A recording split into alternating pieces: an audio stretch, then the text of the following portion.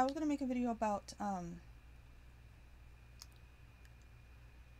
actors who are good singers and dancers and things like that who I'd like to see in more movie musicals, because I've been complaining about this for years. Since I think Phantom of the Opera. They tend to pick the hot guy and see if he can sing, or they pick the default music guy is Hugh Jackman, and he's a great dancer. His singing wasn't that bad in The Greatest Showman. They catered it to him, so it was good, but neither he nor Russell Crowe had the singing chops for Les Mis. And the surrounding cast, people like Aaron Tveit, who was great. I saw him in Moulin Rouge up in Boston before it went to Broadway. I mean, these are kind of people that are actors and they do act in television and movies, but they sometimes have Broadway or theater backgrounds that nobody knows about because they're starring in other things. And for my money, musicals have always been, at least one of the two best genres of movies, and we haven't had any the way we should for years. Now they started to come back. They started to come back with Moulin Rouge, and then Chicago won Best Picture, which I didn't like it at all. Again, that was one of those times where it was almost like they cast people who weren't known as singers to be like, look what we did. We did such a great job training or getting people to, who aren't natural or trained Broadway singers or performers, or and get them to be in the movie. Which Catherine Zeta-Jones was great and everything like that, but she fit that musical. But otherwise, it could have been, to me, it could have been. But I know the Academy disagreed with me. They give the awards and they're the authority, and I understand that. But I've always complained because there's so many actors out there who they're amazing singers sometimes. Sometimes, like, they're not Broadway people. They just have great voices, and I've heard them here or there, and a lot of them I've been a fan of for more than 10 years, and I'm watching them in all kinds of movies, just waiting for that musical to pop up, and it doesn't. So let me just go right into the actors, and I think maybe instead of editing in anything, because the whole copyright thing, I worry about it. I may put up pictures of them in case you don't know who they are, but or posters and stuff like that. But I might put together a playlist of YouTube videos with these people singing, so you can see what I'm talking about. Okay, the best singer, in my opinion, and I mean best singer, like out of all the voices I've heard of people who are around, who are still singing, whether they're singers who make songs and are known as singing artists, or whether it's an actor, is Patrick Wilson. I brought him up in the other video. I think I may have seen him first in the movie Phantom of the Opera, where he played Raoul, to Gerard Butler's Phantom. And Gerard Butler is one of these guys who, I guess Joel Schumacher really wanted him for the role, but I just did not think he was good enough singer. And there, at the time, I remember when they were casting the movie, and a lot of people wanted Josh Groban. I had wanted Antonio Banderas because I had seen him sing Music of the Night on a special, and not Music of the Night, the other one. Anyway, I had seen him sing it, and I knew he could do it, but he was still, Spanish guy back then. So, that movie, and don't ask me why. I didn't know Patrick Wilson was a great singer at the time, but don't ask me why he wasn't Phantom, because I don't know. I guess he wasn't a name. I guess Gerard Butler had been in something where he was like maybe the hunk of the minute at the time. I really don't remember because I was never a really big Gerard Butler fan, but Patrick Wilson was great in it. You could watch that movie. You could see how good he was. But he's a Broadway singer. He just has the best voice. Like I said, the best voice going right now. And I think he sang for a second in one of those horror movies that he's in. But this is what I mean. I mean, I've liked him as a singer, actor, and wanted to see him in movie musicals since Phantom, which was 2004. This is 2021. Okay, he's been in all those horror movies. He's been in a lot of weird little quirky movies. He's been in Watchmen. He was in Aquaman. But no more movie musicals after that. I would have had him in a movie musical every year. And I'm not saying that's what he wants to do, but if it were up to me and I was deciding things, because musicals are great. Musicals, they're happy, they're peppy. They don't have to always be peppy, but you know, they're better than real life. Movies should be better than real life, and musicals are better than real life. If you could take that then make a movie out of it, fantastic. I don't know how much the wind is really bad right now. I don't know how much that's making a difference in if you can hear it too much. My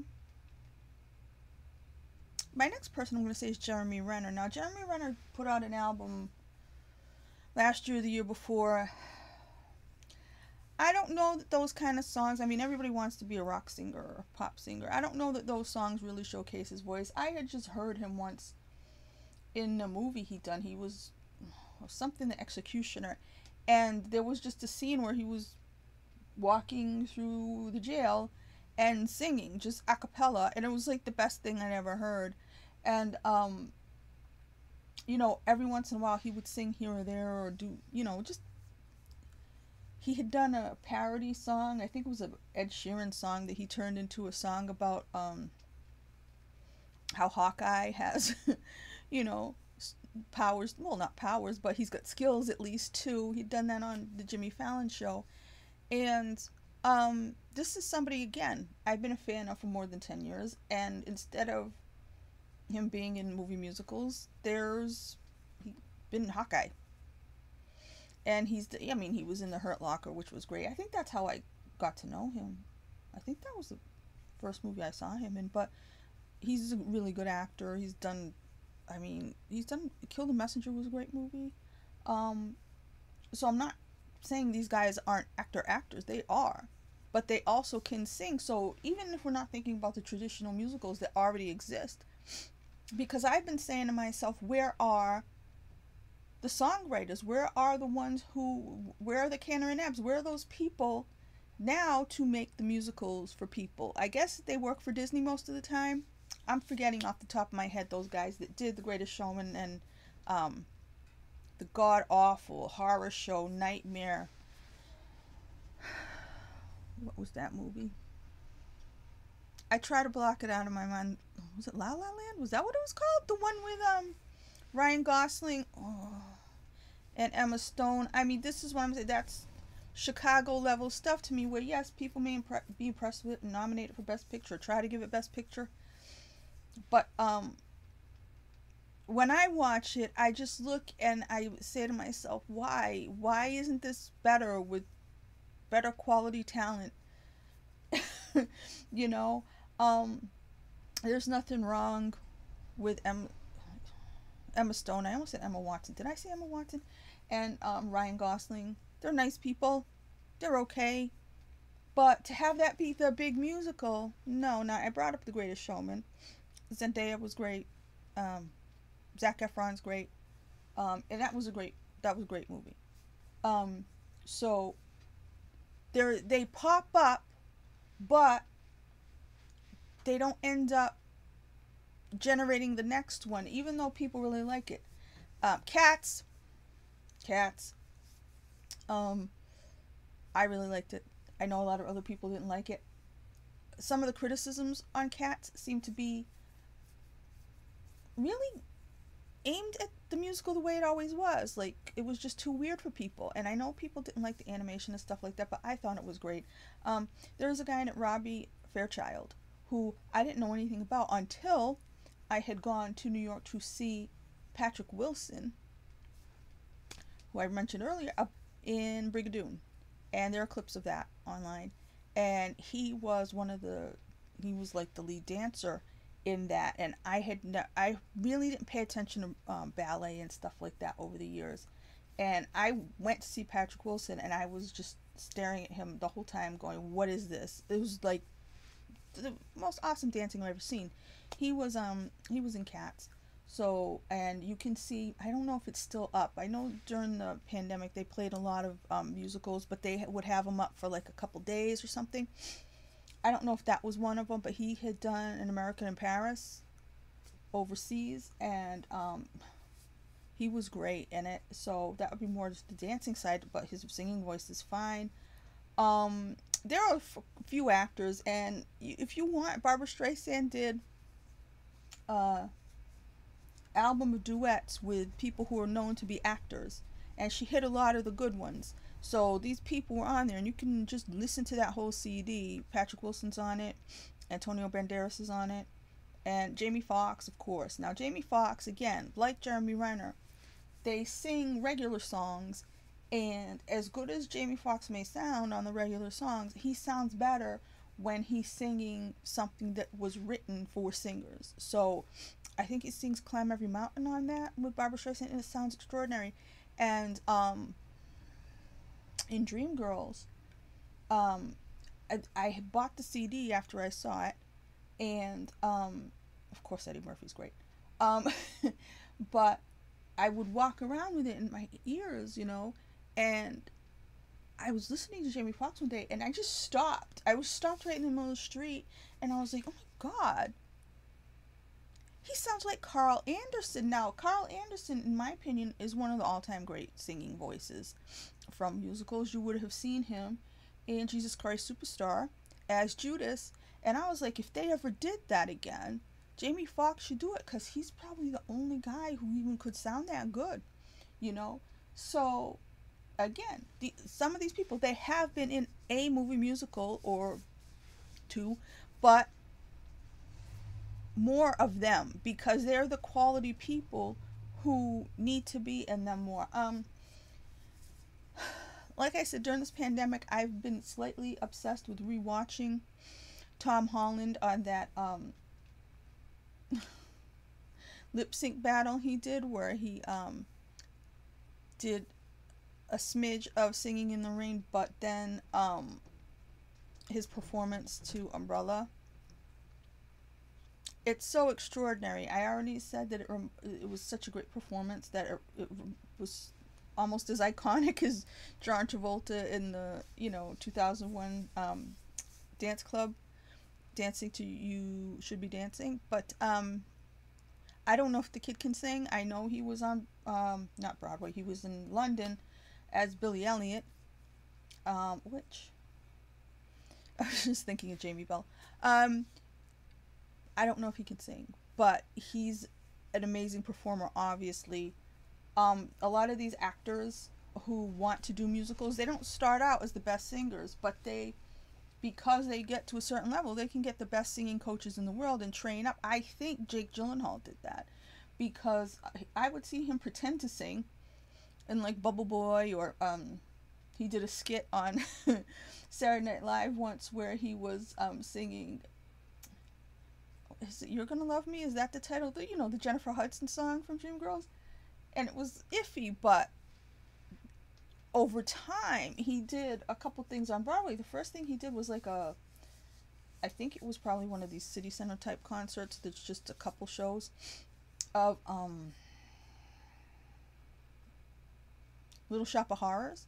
And I didn't get to see that, but I saw some clips on that. I was like, wait a minute, And then when he was in Sunday in the Park with George, I went twice. I went when it was at I think it was at City Center, and then it was so good and it was such a demand for it, they actually put it on proper run at the Hudson Theater, and I ended up going to the last show, and he was just amazing. I said amazing, even though I complained about people saying amazing, but no, he's amazing, because there was that scene where he's like singing, but he's singing like a dog and a cat. And I was like, I've never seen that before. So, I mean, that's Jake Gyllenhaal. If he's there, and he can do that, and he's available, and I said to myself, Barbra Streisand made that whole album with all those other people. I'm like, how did she miss the guy who did Sondheim? How did she miss Jake Gyllenhaal, I'm like, I was saying to myself 2 years ago, I was trying to manifest Barbra Streisand directing Jake Gyllenhaal in a movie version of Sunday in the Park with George. Didn't happen, but yeah, there are so many people who we watch all the time, and yeah, they're great and they're entertaining in their films, but they could be doing so much more. It's funny right now. One of the people whose YouTube videos I watch almost every day is Russell Brand, and I know he's known as a comedian. He's kind of a guru now, and you should all check out his. He's got 2 channels, I think, on YouTube, where he's basically philosophizing and whatnot. But I had been a fan of him as a comedian, and I used to listen to his podcast way back. He's just hilarious and just brilliant. The quickest mind of probably anyone right now. But also, if you saw Forgetting Sarah Marshall, you realize he could sing. It was funny. It was a comedy movie. The songs were silly, but get him to the Greek. His group, his pretend group, Infant Sorrow, did a whole CD. No, they were supposed to be a group, so it wasn't one CD, but there was a CD from the movie that wasn't just this. It was like all these songs. He did all these songs, and I was like, oh my god, he's got an amazing voice. And he was also in Rock of Ages. That's what it's called, right? Yeah, with Tom Cruise, who's okay, but he managed it. But Russell's just got the most beautiful voice. And I'm sure there's people I'm forgetting right now. I will add to this because I'm not going to just, half-ass it. But this is what we need. I mean, when I grew up in the 70s and 80s, there was music all the time. There was American Bandstand. It was starting to be MTV. There were musicals. I mean, I brought up John Travolta a little while ago. In the 80s, there weren't enough musicals because they were starting to bomb. Xanadu's one of my favorite movies. It bombed. I love it. Saturday Night Fever was a hit, but then the sequel, Staying Alive, supposedly bombed. Supposed to be one of the worst movies ever. It is not. I love that movie. Sylvester Stallone will even act like it's crap even though he directed. I love that movie. And, at the time, John Travolta was such a talent. He kind of faded away, but he had all that talent. You had Patrick Swayze. And I used to sit there as a kid just wondering why there wasn't a musical with both John Travolta and Patrick Swayze in it. It didn't never happen. And Patrick Swayze ended up doing movies like Roadhouse, where he was kicking people instead of dancing, and it didn't make any sense, But I hate that. I hate thinking that things were left undone, that there should be these people's talent is not going to waste, but like I said, musicals are happy. They're better than life. They lift you. Song raises your vibration. It makes things better, because music is a vibration, so I mean, if you even think of Quentin, I always wanted Quentin Tarantino to direct a musical, but he is only got one movie left, and I don't think that's what he wants to do. But because the way he used music in his movies, it was like, growing up in the 80s and having MTV, because that's where the musicals were like 5 to 15 minutes long, like Thriller, or Love is a Battlefield, or Young Turks. These were, those were the musicals I grew up on. They were only a couple minutes though, but people like that. People like the two combined, music and movies, and there should be more of them. When they're good, they are successful. But if you're going to make them and cast the wrong people, or people who are just okay, then yeah, they're not going to greenlight new ones. But for me, I mean, I think West Side Story is being redone. Again, why they have to redo, I'm not saying there's anything wrong with that. And from the clip I had seen, it looked like that Ansel Elgort can sing. I don't really remember who else is in it, but I wish that somebody with a lot of money could commission musicals, commission them. You find these songwriters out there. They've got to be somewhere. Or, Rocket Man was a musical put together by Elton John's songs, and people like Elton John and Phil Collins, I mean, they essentially wrote musicals when they did the soundtracks for Disney movies. And I guess Disney movies were the musicals, that took over, it replaced what wasn't there when you started to get Beauty and the Beast and Aladdin. And, and again, what do people do? They just remake them. And I loved the live action Beauty and the Beast, and, but there's got to be people out there. There's got to be people out there who can do it. Maybe we lost a lot of singer-songwriters, or they're getting older and they won't be around to write those sort of things. But, I always wondered why people like Harry Connick Jr. don't write musicals. I think he may have tried once. I'm not sure. But it doesn't have to be like Rocket Man, which Taron Egerton was great. He was so great. And Tom Holland, I forgot this because I was thinking the only other person I would want, I loved Andy Gibb. And he had a story you could make a musical out of. And I was always like, they should make a movie about Andy Gibb. They should make a movie about Andy Gibb. And one day I was looking at Tom Holland. And I was like, who's this kid remind me of? I just couldn't put my finger on it. And I'm like, oh my God, it's Andy Gibb. He should play Andy Gibb. Like I said, I don't know if the kid could sing. But while we still have a BG left, and people want musicals, like I said, the only other person I thought of was maybe, I didn't know if Tom Holland was too tall.